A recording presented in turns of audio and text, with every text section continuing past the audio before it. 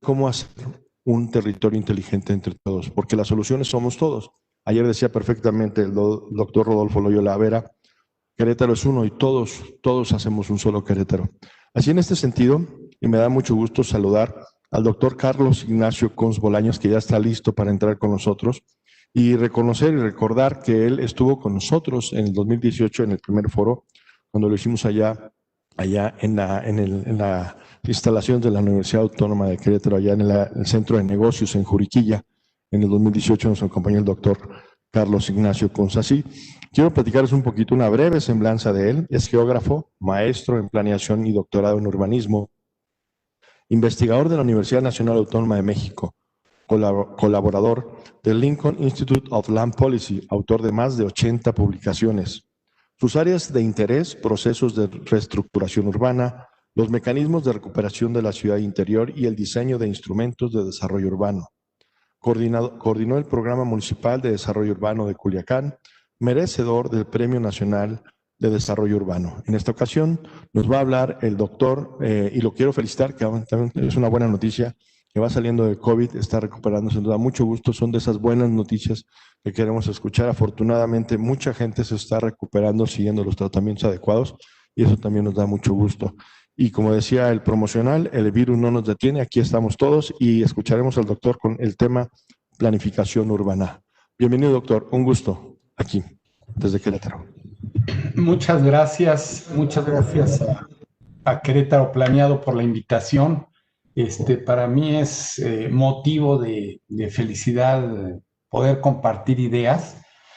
Hace 2 años, en efecto, estuve con ustedes hablando de cosas muy prácticas, de cómo podríamos resolver cierto tipo de problemas. Ahora espero que no se me aburran porque el planteamiento que traigo es un planteamiento que yo creo que es muy interesante, pero es más teórico, más para la reflexión y espero que pueda ser útil.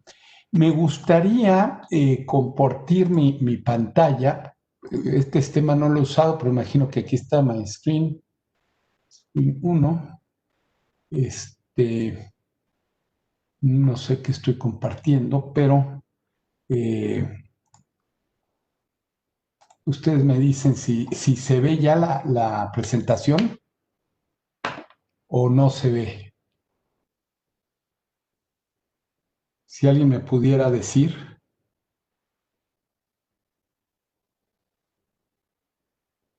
Doctor, ya lo estamos viendo. Es correcto, doctor. Adelante, por favor. Perfecto.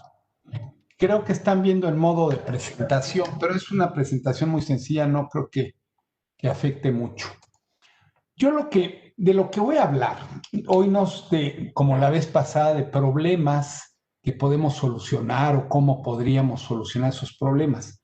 Más bien voy a explicar por qué no los podemos solucionar o por qué resulta tan difícil solucionar esos problemas, que es una reflexión que debemos tener en cuenta, porque solemos trivializar y simplificar algunas de estas cosas. Hay básicamente tres temas que voy a ir desarrollando a lo largo de la presentación a partir de los pensamientos teóricos sobre la planeación urbana. O sea, vamos a hacer un repaso de cómo ha ido evolucionando y cómo han ido dándose estas reacciones de la planeación urbana. Pero estas 3 razones es la complejidad del fenómeno urbano, los contextos en que se inserta esa planeación y el ejercicio de la planeación, y los recursos con los que se cuenta. Los problemas urbanos tienen una característica que son problemas de la cotidianeidad, ¿sí? Son problemas que vivimos todos los días, casi todos los habitantes, incluso los que no viven en zonas urbanas, viven en pequeños poblados, viven más o menos el mismo tipo de problema o problemas que tienen que ver con su naturaleza territorial o su situación territorial. Y esto ha llevado a un problema que es la trivialización de esos temas. O sea, se tocan con una enorme facilidad. Yo a veces hago una analogía y digo, si hay en una fiesta alguien hablando de física cuántica, Los demás se pueden escucharlo y nadie opina, ¿no? Quizá ni siquiera entiendan, pero lo atienden con mucho interés, ¿no? Si hablan de medicina, todo el mundo opina y empiezan a decir, no, mira, tómate esto y no hagas esto, otro, y etcétera. Pero si en ese momento alguien se infarta, entonces ya se quedan calladitos y solo el médico es el que toma las decisiones. Pero cuando se habla de ciudad, todo el mundo opina y cuando hay que tomar decisiones, aunque algunas sean sumamente complejas y estemos tratando problemas multidimensionales que implican muchísimos aspectos, como vamos a ver a continuación, la gente sigue opinando, ¿sí? Y no es que esté mal, el asunto es que eso tiene implicaciones, no es un asunto tan simple de resolver. Por eso hablo yo de esta trivialización, que perdemos la dimensión, el alcance de la problemática urbana. En los problemas urbanos están metidas cuestiones económicas, algunas decisiones de planificación tienen costos económicos muy altos. Yo he estado sosteniendo, y creo que de alguna forma lo dije hace un par de años, aunque no era el centro de la ponencia, es que la forma en que hemos venido haciendo la planeación en México genera una enorme exclusión, o sea, es una planeación que por usar densidades de población para regular la intensidad de ocupación del espacio urbano, excluimos a los pobres o le encarecemos notablemente el suelo a los pobres. Muchos de los problemas que vivimos son problemas que estamos construyendo desde la misma planeación. Yo siempre digo, es increíble, y en mi Twitter esa es mi frase que está fijada, es increíble que México siga usando densidades, y cuando digo México es casi todo el país, incluido Querétaro, sigue usando densidades cuando las densidades tienen un efecto de exclusión enorme. No es tiempo de que me ponga a explicarlo, pero hay muchas decisiones que parecen como muy naturales y tienen efectos económicos, o como la exclusión social que tiene efectos sociales, o hay variables culturales que a veces no consideramos, ¿no?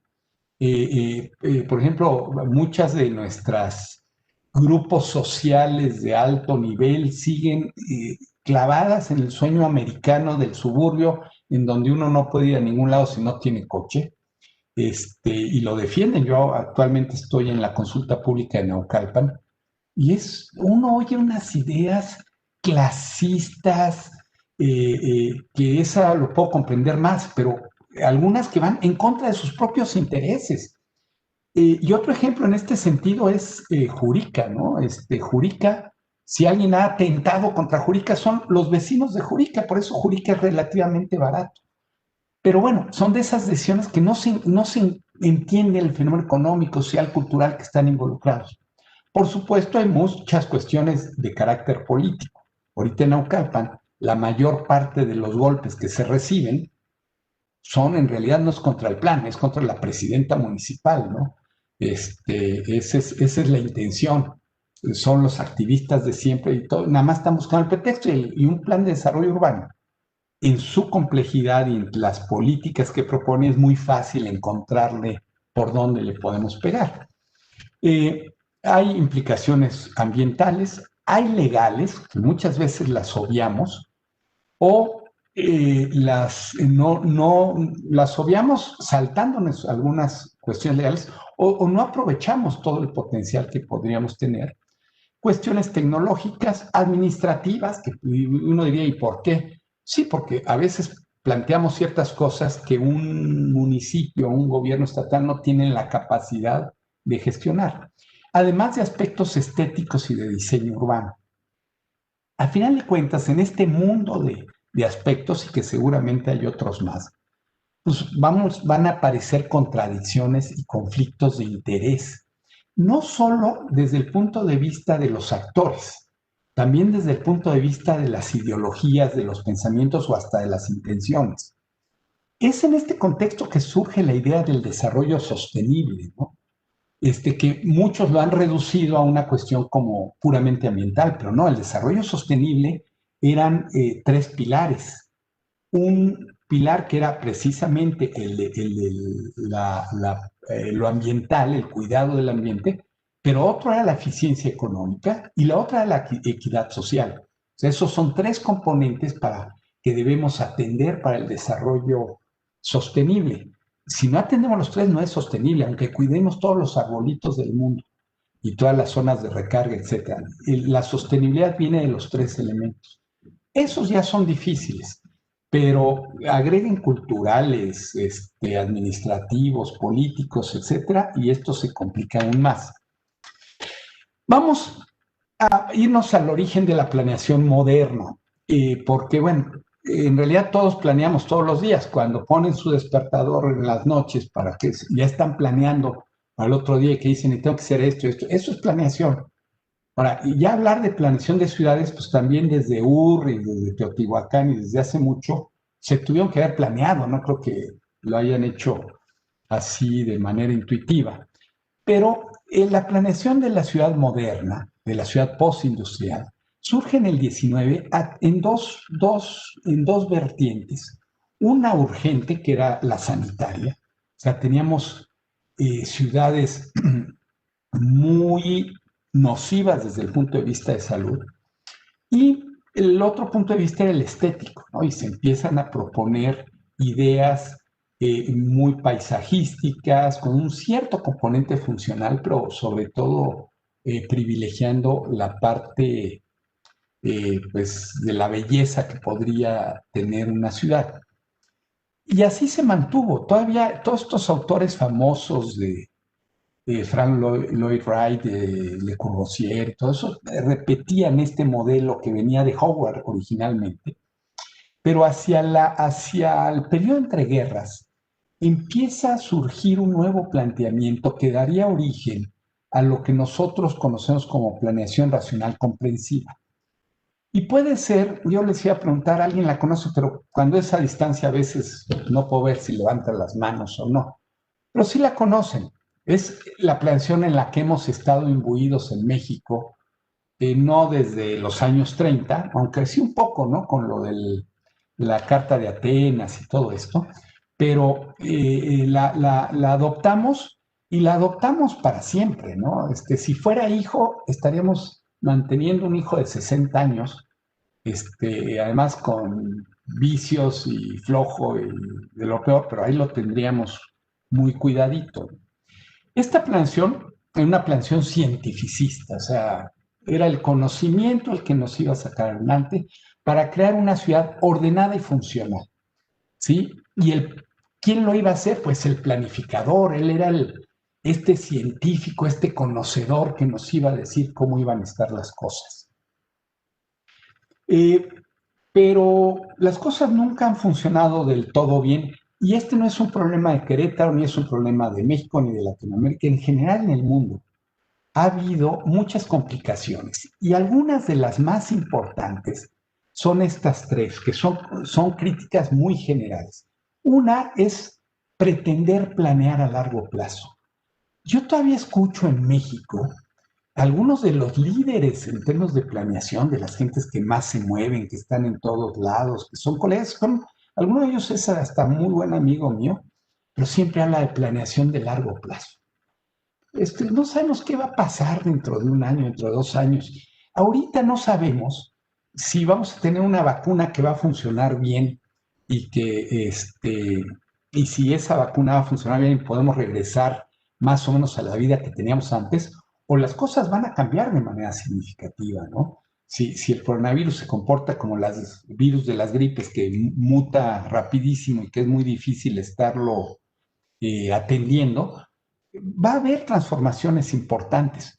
Yo he sido enemigo de empezar a especular de cómo van a ser. Yo creo que eso ahorita muy temprano. Pero si tuviéramos que seguir en estas condiciones, pues estos sistemas de contactos a distancia, que hay días que yo he llegado a tener 4 o 5 reuniones así. Ahorita terminando esto empiezo una clase de posgrado. Y que nos va cambiando la vida y de repente sí tenemos que salir menos, y no sé si las fiestas vayan a ser así, ¿no? Pero el tema es que a veces nos adelantamos demasiado cuando hay una enorme incertidumbre. Una segunda crítica es que en esta planeación se terminaba viendo o se termina viendo a la ciudad como una especie de diseño maestro, de plan maestro o de proyecto arquitectónico y decir, así va a ser la ciudad. De hecho, este es un planteamiento de Olmsted y de Beckmann de 1928, y es a lo que después se le llamó planeación física, pero que forma parte de este pensamiento racional comprensivo.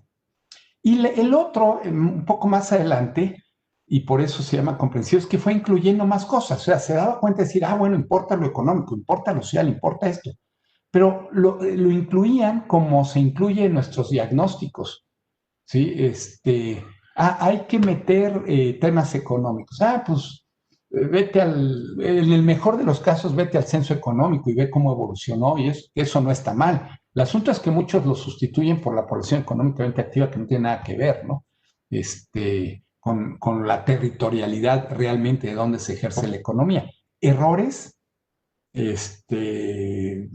preocupantes, ¿no? De interpretación de lo que sucede en el territorio. Entonces, vamos a traernos los demás temas, no es algo sencillo. O sea, ayer en la consulta pública de Naucalpan nos reclamaba un biólogo de que, ¿por qué no monitoreamos la fauna del fondo de las Cañadas, en el poniente de Naucalpan? Porque ahí se ha encontrado una especie endémica que es el sapo cornudo, ¿no? Yo decía, bueno, este tipo no tiene idea de lo que se puede hacer en planeación. Ya parece que vamos a andar haciendo muestreos de fauna para ver si hay especies endémicas.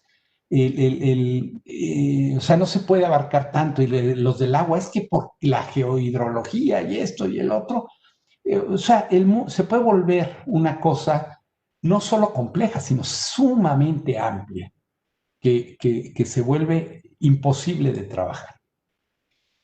Según Friedman, que es uno de los teóricos importantes y que ahorita que estaba poniendo las fechas de sus comentarios, desde el 71, que es estos primeros que va a poner, pero hasta principios de los 2000 el tipo seguía activo con ideas muy interesantes, ¿no? Y de hecho voy a concluir con un planteamiento de él. Dice que uno de los problemas de la planeación racional comprensiva es que representa una visión de un conjunto de valores. Y esto es cierto. Generalmente es una planeación que nos clava en una cierta perspectiva de la ciudad. Muy de orden, un orden difícil de explicar propiamente como, o más bien de un orden artificial, ¿no? De que las cosas se vean ordenadas, que se vea esto aquí, esto allá, aquí pones una estructura de esto, aquí esto, otro. Y que funcione, que son, creo, en parte herencias del proyecto arquitectónico, en donde sí tiene que haber orden y sí tiene que haber funcionalidad, pero el orden de la ciudad y la funcionalidad de la ciudad son mucho más complejas y tienen otras lógicas. De hecho, hay varios actores que hablan de distintos términos, lo llaman de distintas formas, uno de ellos es Catalaxis, que hablan un poco de esta especie de teoría del caos o de entropía de desorden dentro de la ciudad, pero que dice que al final de cuentas es una fuente de riqueza y que además desde el punto de vista turístico lo aplaudimos mucho, ¿no? Nos gusta ir a los mercados tradicionales, nos gusta ir a ver los pueblos mágicos y los pueblos en general, vamos a pueblear todo. Eso lo disfrutamos mucho. Y quizá lo que disfrutamos es esa catalaxis, ese desorden o desorden ordenado con sus propias lógicas, que a final de cuentas genera ambientes creativos, genera innovaciones, genera sorpresa, una serie de cosas que no necesariamente están mal, ¿no? Alguna vez me decían unos exalumnos que tuve en la maestría en urbanismo que los llevaron a un proyecto que tenía que ver con Disney World, que entiendo, en Miami. Y decía, no tenía ninguna gracia, era todo tan perfecto, tan así, de que no hagas esto, no voltees para allá, esta plantita ya se pasó 2 centímetros de crecimiento, que perdía ese encanto. Otro problema que dice Friedman que tenemos es que no reconocemos las fuerzas externas que condicionan la planeación y que no tenemos mucho control sobre ellas. Y eso es cierto. O sea, a mí me ha tocado hacer planes de desarrollo urbano y donde más me pasó esto fue en Querétaro, de los muchos planes que he hecho en el país, en donde, no, esto no lo puedes poner, porque es de fulanito de tal. Oye, pero es que esto no puede ser así, tiene que ser una zona de conservación por lo que sea, no lo puedes poner. Esto no, eso cómo se te va a ocurrir. Alguna vez ya habíamos entregado y hecho algunos cambios, tienen que cambiar esto y esto y esto, porque esto es de fulanito, de sultanito, y esto ya se acordó. Son así de cosas que no están en nuestro control, ¿sí? Y pasa en otros lados. Cuando hice Culiacán, nos decían, oh, hay que poner la ciudad educadora. Y dije, a ver, ¿qué es eso de la ciudad educadora? Ah, es un proyecto que va en la periferia, una periferia que ya habíamos hablado muchas páginas de por qué no debería ser, que no era necesario, etcétera, etcétera. No hay que ponerla. Yo decía, a ver, ¿qué es lo que quieren? Ah, pues es una ciudad así como para vida universitaria y esto y el otro. Y le dije, aprovechen el centro, tienen un centro subutilizado en periodo de deterioro bastante avanzado. Creen en los distintos edificios del centro esta idea de barrio universitario más tradicional, más como solía existir antes, como fue el barrio universitario de la Universidad Nacional en la Ciudad de México, como fueron los barrios universitarios en París y en muchos lados, ¿sí? Integrado a la ciudad, conviviendo con la ciudad. Ah, no fue, yo no lo metí, ¿sí? A diferencia de Querétaro, ahí no me obligaron, no lo metí. Yo creo que el día que estaba todo mi avión lo metieron ellos. Y la ciudad educadora era nada más una serie de terrenos de gente que tenía intereses que había que sacar, que meter y darles algún uso de suelo. Bueno, eso pasa siempre, y me pasó en San Juan del Río hace un par de años. Medio había pasado en Naucalpan, en muchos lados hay esos determinantes externos que uno acaba bronqueándose, o como me pasó aquí en Querétaro, o en otros lados, no solo en Querétaro, que les gustan tanto mis planes que los guardan, ¿sí? Pues porque de repente no son los mejores para ciertos intereses. Por otro lado, no se admite la incertidumbre, no se cuenta con la información necesaria. Este es un punto importante. La necesidad de información para atender la planeación es enorme y no la tenemos, la verdad es que no la tenemos. Y que esta sería la idea de los observatorios urbanos, para no tener que hacer diagnóstico. Un observatorio que está vigilando qué va pasando en la ciudad casi en tiempo real, por lo menos en tiempos más cortos, con vinculación con la autoridad. Que mucha información la tienen los municipios, pero no las dan, ¿sí? ¿Por qué? Porque, a ver, si nos dieran los cambios de suelo, si nos dieran las licencias, si nos dieran esto, podríamos tener una idea de la dinámica maravillosa. Pero ustedes saben por qué no van a dar esa información. ¿Por qué? Saldrían a la luz muchas cosas un poco extrañas. Entonces, trabajamos con información limitada. Los planificadores asumimos una coordinación central que rara vez tenemos, la verdad, aunque siempre en nuestras carreras, no importa qué estudiamos, si fue arquitectura, geografía, ingeniería, siempre nos dicen que vamos a ser el coordinador de los grupos de trabajo. Pero bueno, eso yo creo que es para motivar a los jóvenes, no es cierto. Se trabaja con modelos equilibrados y esto es uno de los puntos más importantes y más fallidos de la planeación que hacemos. Trabajar con modelos equilibrados. O sea, cuando nosotros plasmamos en un mapa los usos de suelo con sus intensidades y sus restricciones y estas cosas, estamos pensando en un modelo en equilibrio que no reconoce cambios. Y si una cosa pasa en las ciudades que todos los días cambian. Nosotros, académicamente, que estudiamos procesos de reestructuración urbana, los procesos de reestructuración urbana se pueden dividir, digamos, en dos grandes grupos, los de desvalorización y los de valorización. O sea, los pedazos de la ciudad van para arriba o van para abajo. Y alguien me dice, ¿y no puede haber un equilibrio? Es tan difícil. O sea, la línea del equilibrio es una línea tan fina, tan delgada, que de alguna forma el barrio cae o para un lado o para el otro lado. Es muy, muy difícil eso, tiene poca posibilidad de existir. Y esta falta de reconocimiento de las dinámicas de la ciudad es increíble. Naucalpan me decían las señoras de satélite, es que yo compré hace 50 años un fraccionamiento con estas características, esto no es para que venga a haber cambios, porque es un área que se está despoblando y que se requeriría cierta densificación. Y entonces estamos permitiendo que haya en los lotes de 500, de 800 metros, 3, 4 departamentos. En 1000 metros andan cabiendo ya casi 5 departamentos. No es la gran cosa, en un lote de 1000 metros ponen 5 departamentos. No es el gran impacto ni nada, ni es una cosa que de un día para otro se va a llenar la ciudad. Un proceso de esos puede llevar 20 años. Pero la gente lo ve así como, no lo debes de cambiar. En 2003 me tocó diseñar la figura de los polígonos de actuación concertada para la sede Sol. Y son sistemas de ejecución del planeamiento que implican una cierta dinámica y una actividad. Y estaban asustados, decía, esto violenta la zonificación. Y la zonificación se ha vuelto una cosa perversa, es una de las cosas que más daña a la ciudad, porque es verla como congelarla, ¿no? La ciudad, como si así va a ser la ciudad. La ciudad no va a ser así nunca. ¿Sí? Tenemos que decir más bien cómo conducimos los procesos urbanos.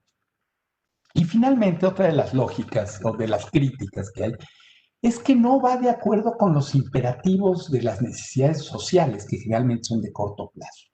O sea, la planeación es, sí, y sobre todo con los planes de largo plazo, va a ser así y aquí vamos a hacer esto y todo. Cuando la gente necesita la vivienda para mañana y necesita los servicios y necesita el transporte, y esas son cosas del aquí y el ahora, no es de que a ver cuándo los planificadores se dignan plantearnos las soluciones para cuando mis hijos sean grandes.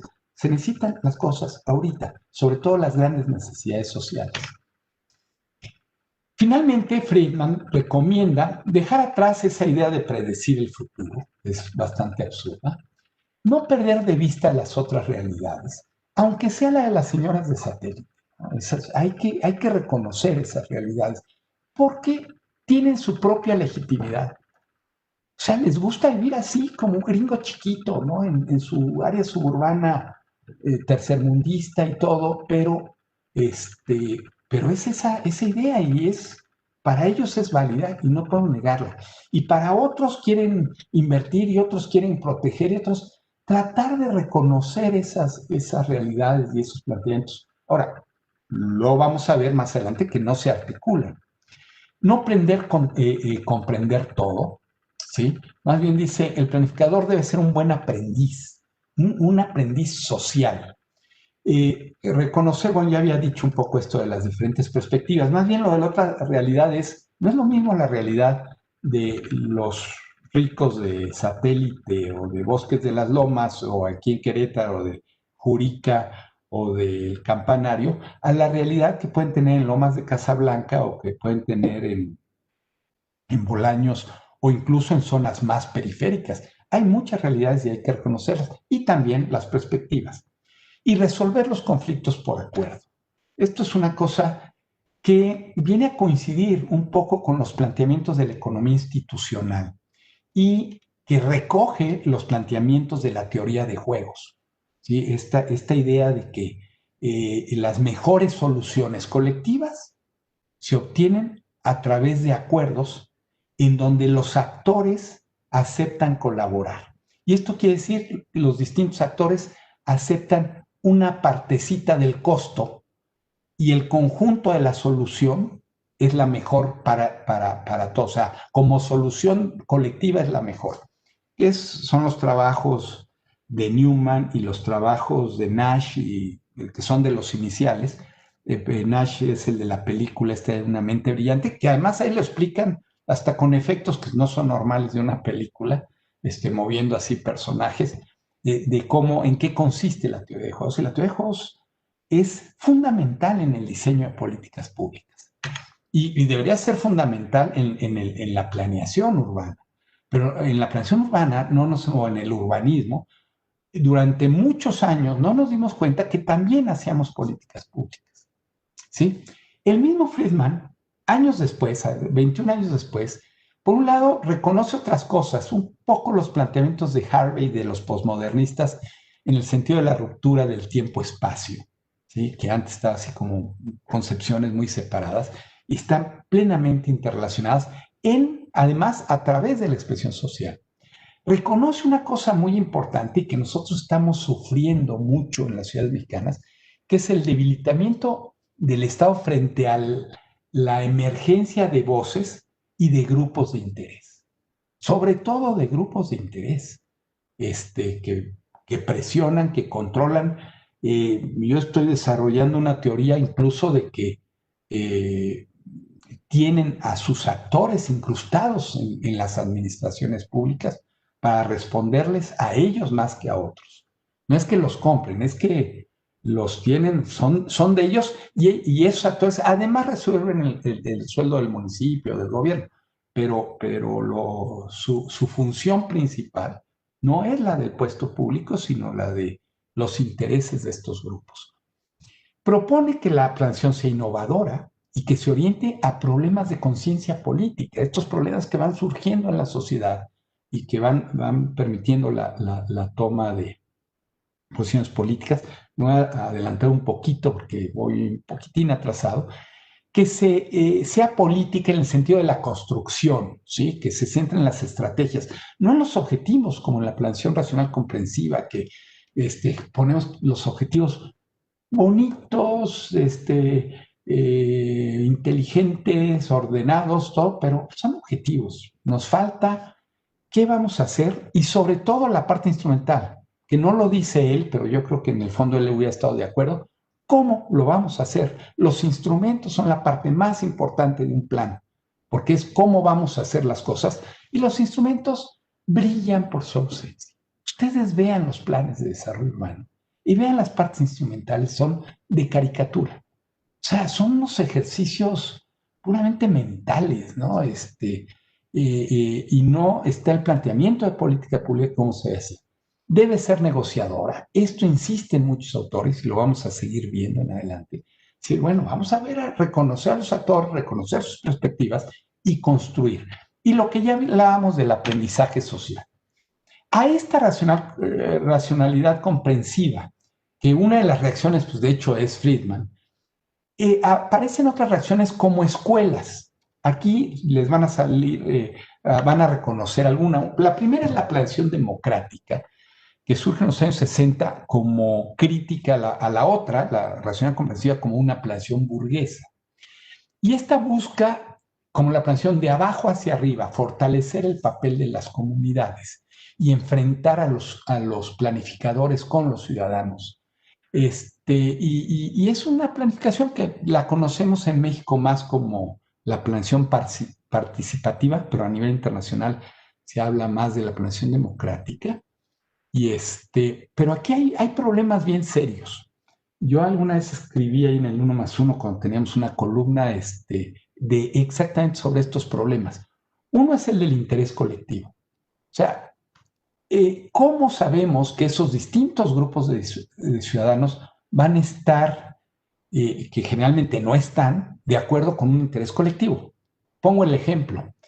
El tren rápido México-Querétaro era una cosa que iba a beneficiar muchísimo a Querétaro, muchísimo, sobre todo a la gente que viaja con frecuencia a Ciudad de México, pero para la economía era una muy buena solución, una solución de modernidad.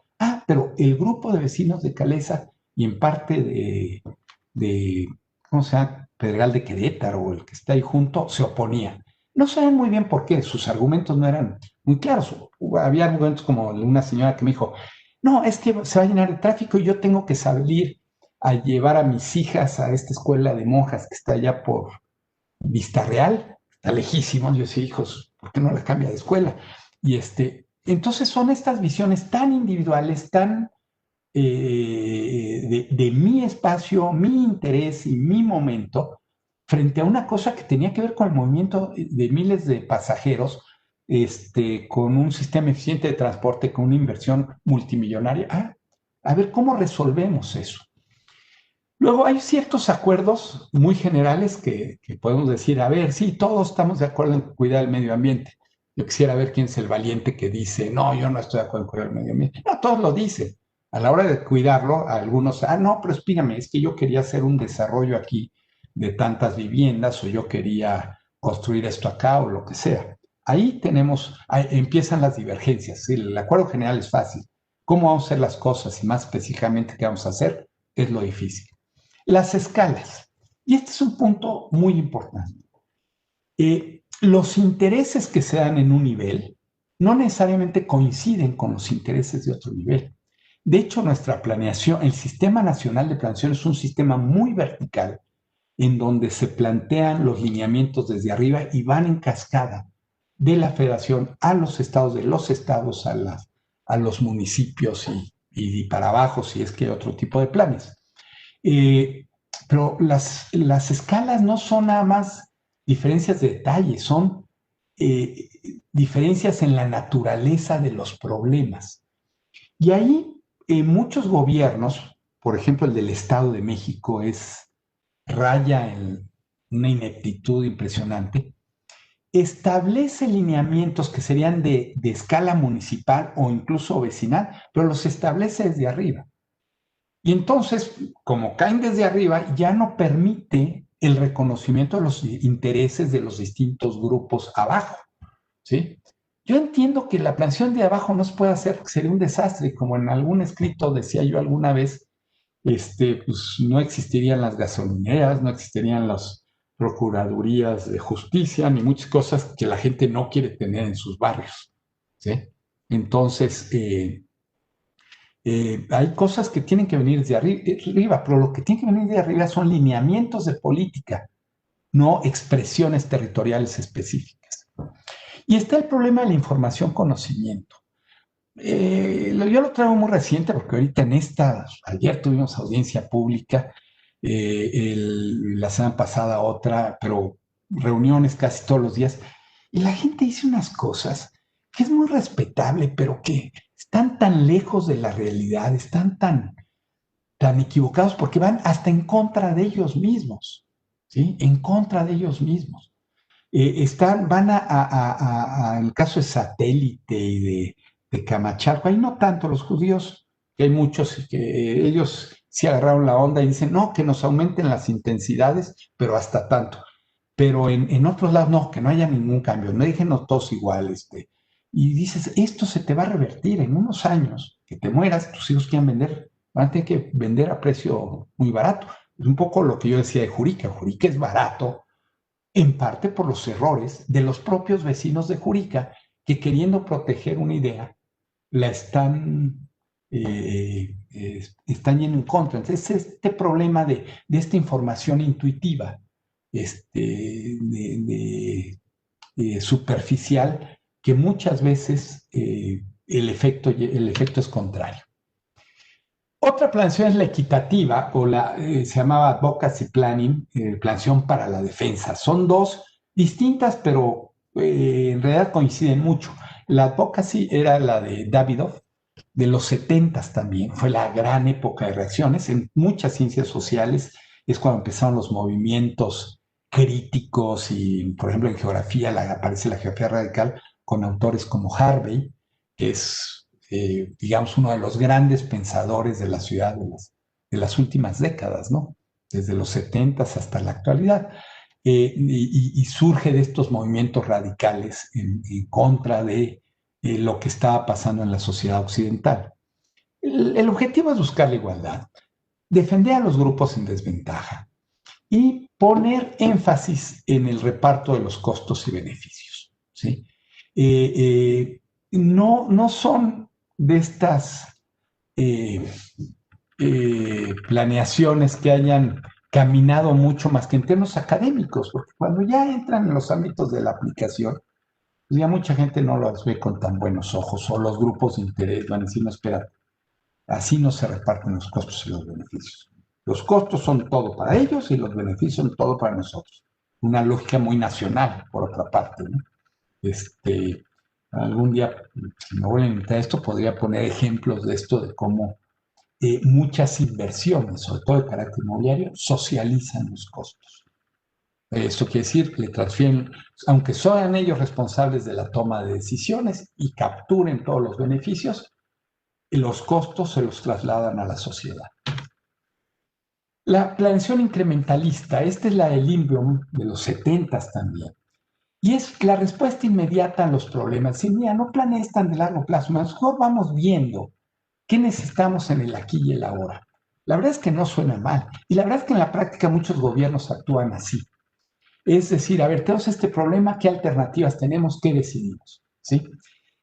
Lo malo de esta es que creen que evitan el problema del interés. O sea, ellos están conscientes que hay grupos de interés que pueden afectar y creen que lo aceptan, que lo evitan, pero la verdad es que no lo evitan. ¿Sí? En el aquí y el ahora también tienen fuerza esos grupos de poder. Entonces, no es propiamente una planeación, sino es una estrategia de política pública.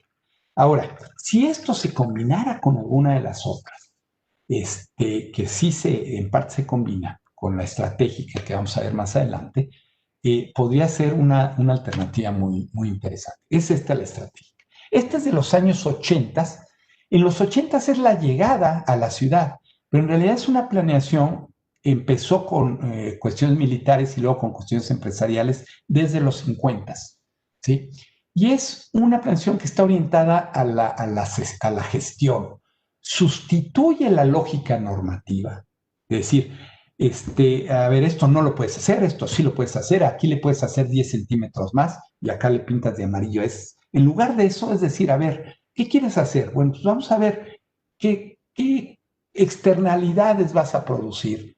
Ah, bueno, pues vas a tener te voy a asignar estos costos para resolver tus externalidades, vamos a convocar a los vecinos a ver qué piensan, etcétera, ¿no? Está también orientada a los procesos. Esto es muy importante, no a esta idea fija de ciudad que nosotros dibujamos en un plano.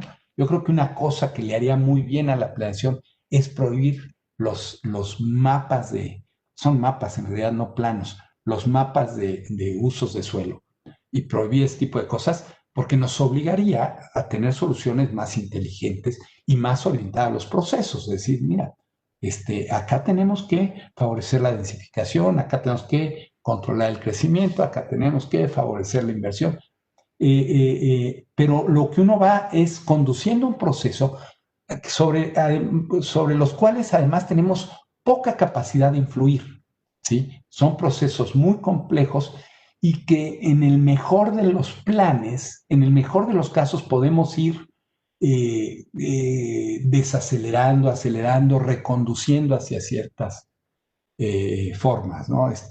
Eso de pensar que, por ejemplo, Querétaro dejara de crecer es ingenuo. Pero bueno, vamos a tratar de que su crecimiento sea menos fragmentado, menos disperso y menos de baja densidad. Eso podría ser interesante.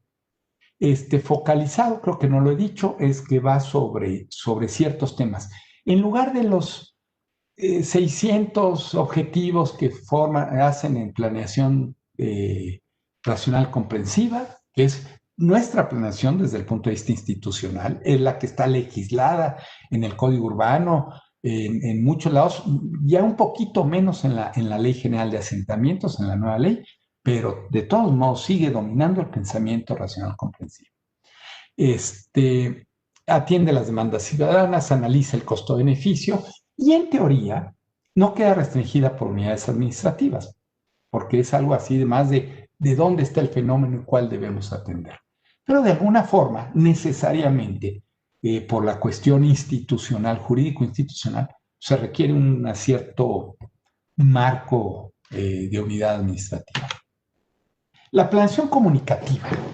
Esta es una planeación que surge de dos líneas de pensamiento, del pensamiento pragmático de Dewey y Rorty y de la racionalidad comunicativa de Jürgen Habermas, que básicamente lo que decían, y me voy a tener que apurar bastante, es platicando se entiende la gente, es la forma más fácil de decirlo, ¿no? Y hay que ser, bueno, lo del pragmático, hay que ser práctico y reproducir las buenas prácticas. Y esto ha sido muy criticado y en México nos encanta. O sea, Medellín pone un teleférico, vamos a poner teleférico. Se usa esto, porque además, no sé por qué, en México hemos tenido que estar copiando a los colombianos. Si vamos a copiar, deberíamos de copiar a los brasileños, no a los colombianos. Pero bueno, y entonces a esto gustó, vamos a reproducirlo. Ignoran los factores de éxito, o sea, ignoran por qué Sí funcionó el teleférico en algún lugar, sí funcionó el BRT en otro lugar, sí funcionó tal cosa o tales tipos de política. Y eso hace que muchas veces que se traslade, hace que las cosas no funcionen. O sea, el planteamiento de ellos es vamos a crear una sobre todo el de Habermas, vamos a crear una racionalidad intersubjetiva donde nos escuchamos y todos nos entendemos. Todo. Suena bien padre. En la práctica no va a funcionar, según muchos de los teóricos de la planeación, por el tiempo en que se tardarían en construir estos consensos. Para entonces ya la ciudad puede ser más desastre de lo que suele ser. Y entran en conflicto la planeación participativa, la de los vecinos, digo, esta comunicativa, si es que construimos un acuerdo para toda la ciudad, con las participaciones de los vecinales por el tema de escalas que yo ya había explicado antes. El nuevo urbanismo, que es muy popular, sobre todo en Querétaro, y que se volvió de repente muy popular en el mundo porque es muy bonito, o sea, románticamente muy bonito. Pero Feinstein, una de las teóricas del, de la planeación urbana, ella dice es un regreso al diseño que impulsaron arquitectos y periodistas. Y su principal problema es que es más ideológico que teórico. O sea, carece de un marco teórico y eso lo hace muy débil. O sea, vende una idea bonita, pero la vende más como en marketing, como la vida de barrio, como la ciudad compacta y mixta, la movilidad no motorizada. Pero en el fondo de esto hay mucho desconocimiento de las implicaciones que esto tiene. O sea, suena bien, pero no son enchiladas, no es una cosa tan sencilla. Y esto se ha adoptado mucho en México, claro, en soluciones muy parciales, muy locales, etcétera. Me sigo apurando. La ciudad justa, que viene de los radicales demócratas, que ellos buscaban empoderar a los grupos débiles, son más contestatarios que otra cosa, y de la economía política, que es, digamos, más razonable, que buscaba construir normas que fueran redistributivas, que ayudaran a los grupos sociales más desfavorecidos. O sea, creen en el crecimiento. El otro es una justicia de que, ay, primero los pobres, y aunque seamos de lo más ineficientes, la economía política sí preocupa la eficiencia, sí preocupa la productividad, pero con justicia social. Aquí, si le agregáramos la mental, sería sustentable, ¿no? Sería desarrollo sustentable. Entonces, dice, hay que reconocer a los distintos grupos, pero la justicia social es prioritaria.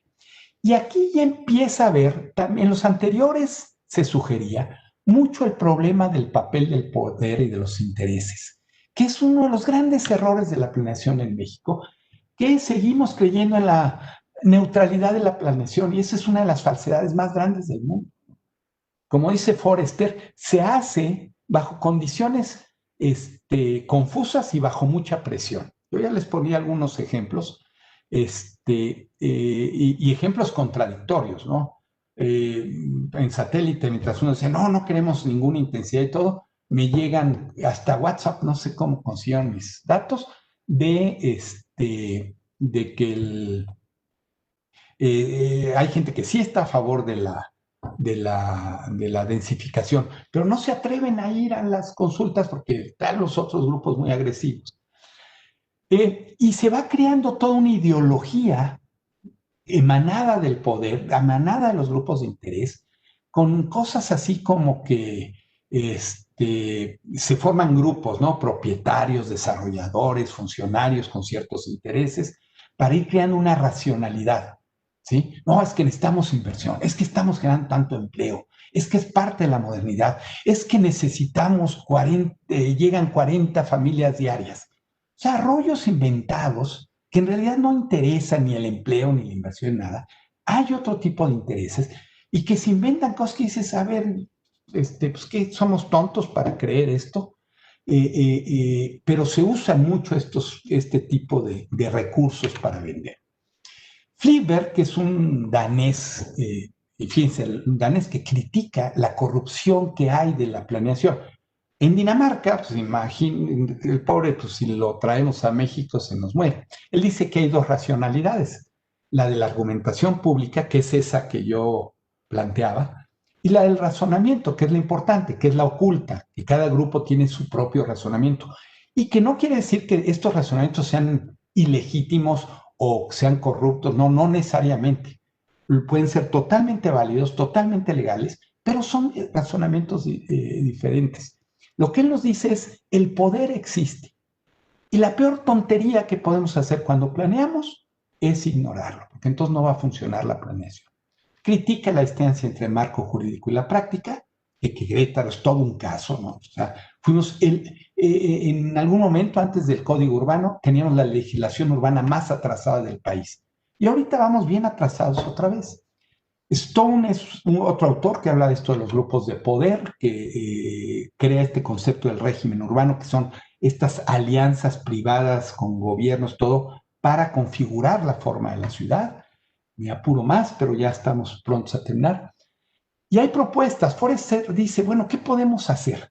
Estas propuestas no forman una escuela, no constituyen una escuela, pero son soluciones muy interesantes. Forrester dice, la información como respuesta a este tipo de problemas. O sea, manejemos la información. La información es poder y la desinformación es poder. O sea, hay cosas que el planificador no debe decir. Hay cosas que debe decir. Hay que informar a los ciudadanos y hay que explicarle a los ciudadanos qué puede pasar con algunas decisiones que está tomando en el poder. ¿Sí? Él es muy cuidadoso con la desinformación. Dice, bueno, no siempre hay que usarla, hay que ser muy cuidadoso. Pero a fin de cuentas dice, hay momentos en que el manejo de desinformación puede ser un mecanismo para mejorar la condición de vida en la ciudad. Dice, hay que establecer las agendas, lo cual tiene que ver con información, y es un poco lo que está haciendo muy bien Querétaro Planeado, establecer una cierta agenda. Y él habla de la habilidad de las instituciones para modelar necesidades y autoconcepción de los ciudadanos. Así como siguiendo los planteamientos de Abramo sobre la creación de lo que, o sea, que los inversionistas inmobiliarios crean o nos hacen creer que necesitamos tales cosas y que ahora la vida es más feliz porque vivimos en desarrollos de este o de este otro tipo, hay que crear en los ciudadanos las contrapartes, decir, no, ustedes también pueden decir, no, lo que tenemos que vivir es así, así y de otro tipo. En realidad, en el nuevo urbanismo, eso sí lo han hecho de manera más o menos eficiente. Fliver habla del papel de los valores. Dice que por adelante del plan deben decir, este plan trae estos valores y estos son. Y que las verdades dadas, como que hay que invertir por las 40 familias que llegan todos los días, tenemos que problematizarlas, tenemos que cuestionarlas. Hay que identificar actores, qué costos tienen, qué beneficios se llevan. Lo de Stone creo que ya lo había dicho, que es otra propuesta. Está Bosser, que habla del replanteamiento espacio, sociedad, tiempo, en términos un poco de los postmodernistas. Rittel y Weber, que no son del área urbana, pero son de políticas públicas, que hablan de los problemas retorcidos. Y esto es una cosa muy importante. Los problemas de política pública, y más lo urbano, son problemas sumamente complejos. Y si no lo entendemos, usamos las herramientas equivocadas, como las zonificaciones, como regular parámetros constructivos, todo, cuando tenemos unos problemas enormes. Y en ese sentido, Sellner y Campbell dicen, los sistemas complejos no son una solución, no es una herramienta automática, pero nos pueden ayudar a entender ciertas cosas. 6 minutos, sí, voy bien. Bien, y luego les voy a hacer una pregunta, pero ¿por qué casi todos los teóricos de la planeación, sus apellidos empiezan con F? Faludi, Frien, Forrester, Friedman, Fliver, Feinstein, quién sabe. Pero bueno, ahí se los dejo para que la piensen. Frien habla del problema de la incertidumbre, que ya lo mencionamos, de olvidarnos de las ondas de largo plazo, y él habla un poco como el incrementalista, más del aquí y el ahora, con elecciones estratégicas, analizando distintas alternativas. Y Faludi es un tipo muy interesante, que tiene que ver mucho, y yo tengo algunos escritos, como 4 o 5, sobre temas de gobernanza metropolitana. Y Faludi es un referente clave. ¿Sí? Él habla de la coordinación entre los niveles de gobierno y habla de la planeación o de la gobernanza multinivel. ¿Sí? Y esta gobernanza multinivel puede ser tipo 1, es poner de acuerdo al municipio, con el Estado, con la federación y hacerlos funcionar. Pero dice, bueno, esa gobernanza más bien es gobernación, no es gobernanza. La gobernanza debería aceptar no solo a la parte de gobierno, sino a las distintas áreas sociales y actores sociales. Esa es la gobernanza, si no, no es gobernanza, si no se acepta. Esa es la gobernanza tipo 2, que es mucho más flexible y pierde importancia el gobierno. Y hay un extremo que no menciono aquí, pero que se los comento, que se llama el nuevo regionalismo, que se desinstitucionaliza. O sea, vamos a plantearnos todos como iguales, gobierno federal, vecinos, inversionistas, todo, y vamos a construir acuerdos. Con pocas reglas yo no lo creo. En ese artículo que les menciono sobre si es posible la gobernación metropolitana en México, lo que decimos es, en México no es posible, en las condiciones actuales no es posible la gobernación metropolitana, mucho menos la gobernanza, ¿no? Pero la gobernación metropolitana no es posible, porque hay unos problemas de poder, problemas de intereses, pero también hay problemas de reglas. Nosotros decimos, debería haber unas reglas que en economía institucional se le llaman de naturaleza constitucional, reglas generales y que se tienen que cumplir en el nivel constitucional o en el nivel alto de las reglas. Y en el nivel contractual, mucha flexibilidad. Eso sería un tipo de gobernanza, pero en México estamos lejos de poder llegar a esta gobernanza. Entonces, yo veo que de repente planean cosas metropolitanas, todo, y son de caricatura. Y habla también de los territorios blandos. O sea, en lugar de decir, ay, sí, y son tales municipios, y Naucalpan, y Atizapán, y esto y lo otro, y hasta Chalco, y lo que sea, territorios blandos. Es, a ver, para este fenómeno se reúnen estos 4 municipios, para estos otros. En lugar de tener leyes de coordinación metropolitana, que serían mejor que las leyes de planeación metropolitana o los temas de planeación metropolitana, habría que tener de coordinación metropolitana. Pero mejor aún sería tener una legislación de coordinación municipal, sean metropolitanos o no. Es posible que 2 municipios de la sierra tengan que resolver un problema y que tener un marco jurídico institucional para relacionarse puede ser muy bueno. Y termino con una frase de Friedman que dice, la planeación urbana es imposible, pero necesaria. Muchas gracias. A tiempo, me sobró hasta como 1 minuto y medio.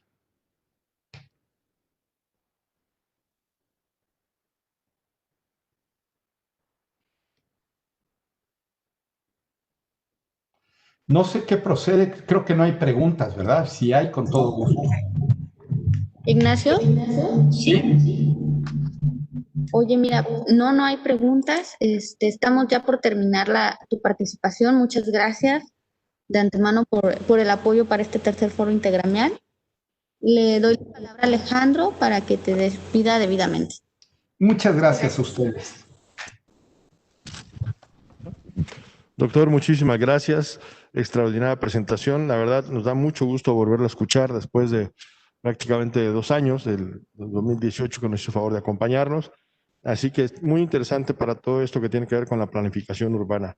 Le damos las gracias. Vamos a ir a una pausa comercial y regresamos unos instantes porque seguimos desde el Colegio de Arquitectos del Estado de Querétaro, en esto que es el Querétaro Planeado Territorio Inteligente, tercera edición. Una pausa, regresamos. Muchas gracias a ustedes.